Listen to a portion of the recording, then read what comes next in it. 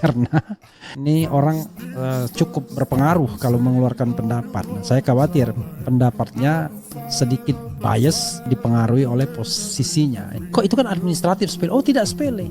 Itu sifatnya konspiratif antara KPU dengan pihak Gibran atau pihak istana. Namanya KPU bukan tidak menyadari ini. Dia menyadari. Padahal KPU tahu, bukan lalai dia sengaja. Dia dorongkan itu karena tidak mungkin yang namanya minta konsultasi DPR yang sedang reses. Jadi kelihatan konspiratif. Jadi dua pihak ini sebenarnya konspiratif sifatnya.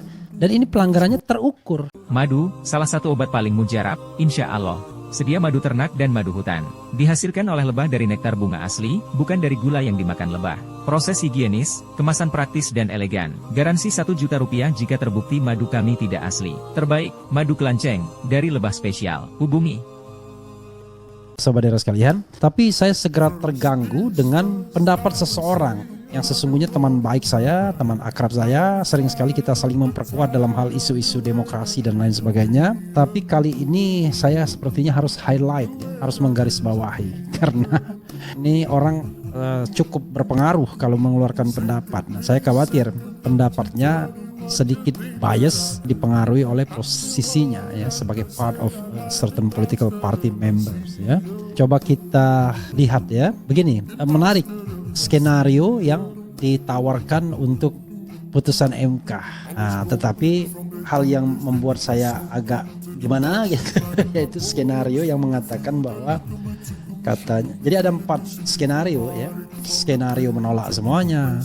Kemudian skenario mengabulkan semuanya, skenario menerima sebagian, skenario hanya Prabowo dan lain sebagainya. Nah, dan dari semua skenario itu dia mengatakan bahwa skenario menolak bagi dia masuk akal dengan bahasa begini. Melihat situasi kondisi politik hukum di tanah air, saya berpandangan opsi satu ini yang sangat mungkin menjadi kenyataan, yaitu Mahkamah Konstitusi menolak seluruh permohonan lalu hanya memberikan catatan dan usulan perbaikan Pilpres dengan alasan bahwa sulit melihat jalannya persidangan, bukti-bukti yang dihadirkan termasuk keterangan saksi ahli dan para menteri, juga memperhatikan komposisi dan rekam jejak 8 hakim konstitusi yang menyidangkan ya.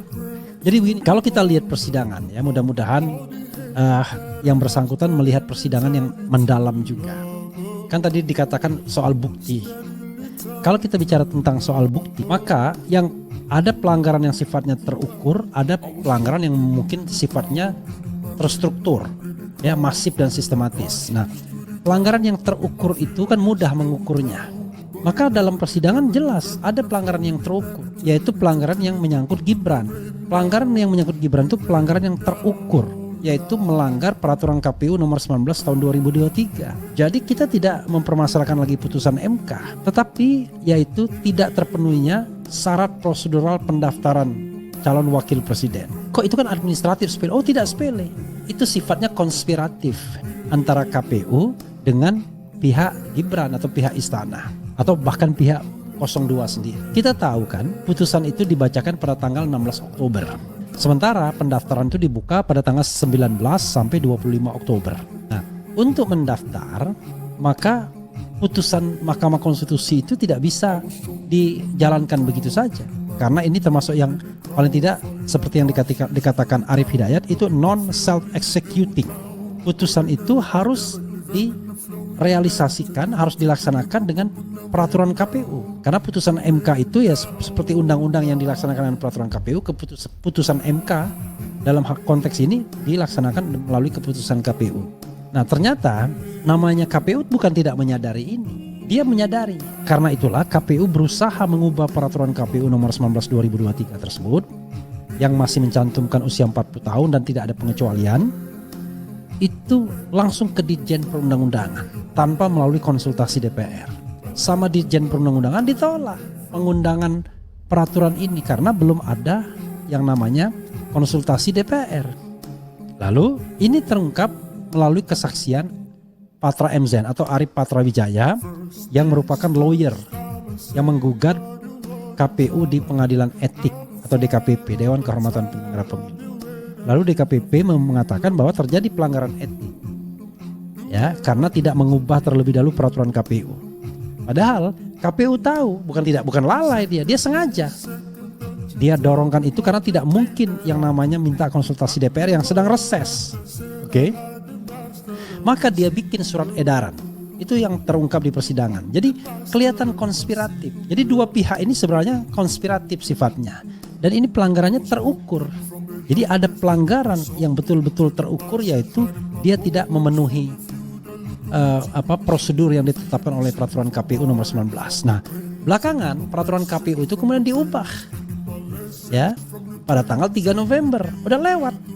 Karena terakhir pendaftaran tanggal 25. Jadi bukan karena kelalaian saja, karena konspiratif. Harusnya yang dilakukan itu adalah begini.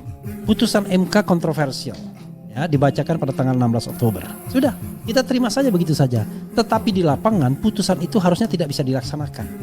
KPU akan bilang, terima kasih atas putusan tersebut, tetapi kami belum bisa melaksanakannya karena kami harus mengubah peraturan KPU terlebih dahulu, dan untuk mengubahnya harus konsultasi DPR. DPR sedang reses. Jadi putusan ini berlaku untuk 2029. Jadi itu menunjukkan bahwa putusan ini betul-betul sifatnya norma umum. Jadi tidak ditujukan pada orang tertentu, walaupun kita tahu putusan itu ditujukan untuk Gibran, tapi kita harus terima sebuah doktrin bahwa putusan MK itu bersifatnya norma. Jadi yang dirugikan dalam tanda kutip bukan hanya Gibran, tapi juga semua orang yang pernah menjadi kepala daerah dan berusia kurang dari 40 tahun, karena peraturan KPU-nya tidak bisa dibuat karena proses legislasinya tidak memungkinkan akibat DPR reses. Kan begitu harusnya. Dengan demikian, maka memaksakan Gibran dicalonkan dengan hanya berbekal surat edaran, lalu kemudian ada izin presiden, itu tidak berarti kemudian izin presiden itu menjadi sesuatu yang determinan. Determinan faktornya adalah perubahan peraturan KPU itu sendiri.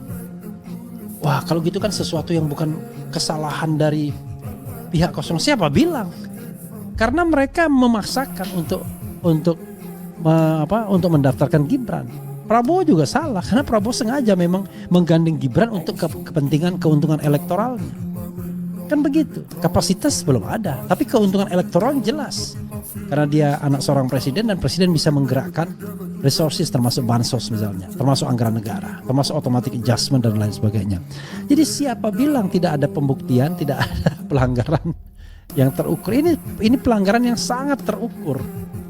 Jadi bukan hanya pelanggaran administratif. Jadi harusnya sebenar seperti kata Yusril ketika dia belum menjadi pengacara Gibran, putusan ini kontroversial katanya. Putusan ini penyelundupan hukum.